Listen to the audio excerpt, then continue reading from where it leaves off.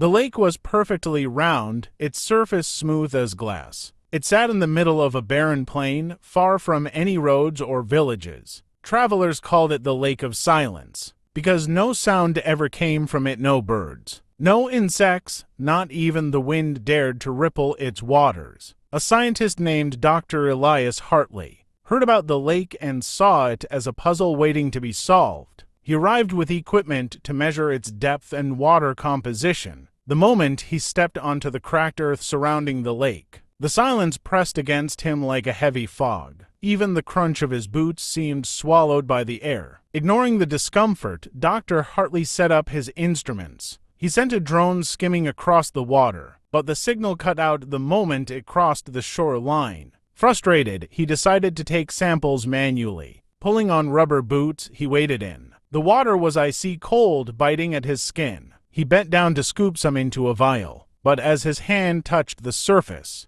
something coiled around his wrist, something cold and alive. He jerked back, but the grip tightened. Panicking, he looked down. The water remained still, but he could feel it pulling him, dragging him deeper into the lake. He screamed, but no sound escaped his throat. With a desperate lunge, he stumbled back onto the shore, his arm bleeding from deep, crescent-shaped cuts. Shaking, he packed his gear and left, vowing never to return. But the lake didn't let him go. Back at his lab, he found the vial of lake water glowing faintly. He stared, mesmerized, as it began to bubble and churn. The liquid erupted, spreading across his desk like living mercury. It reached his hand, slithered up his arm, and disappeared beneath his skin. That night, his screams filled the city. His neighbors found him in the morning, standing in the center of his room, staring blankly at the wall. His eyes were pure black, his veins bulging and dark. When they called his name, he turned and smiled a smile that didn't belong to him. No one saw Dr. Hartley again. But weeks later, reports came of a new lake forming in the city, a lake so silent it swallowed the sounds of life itself.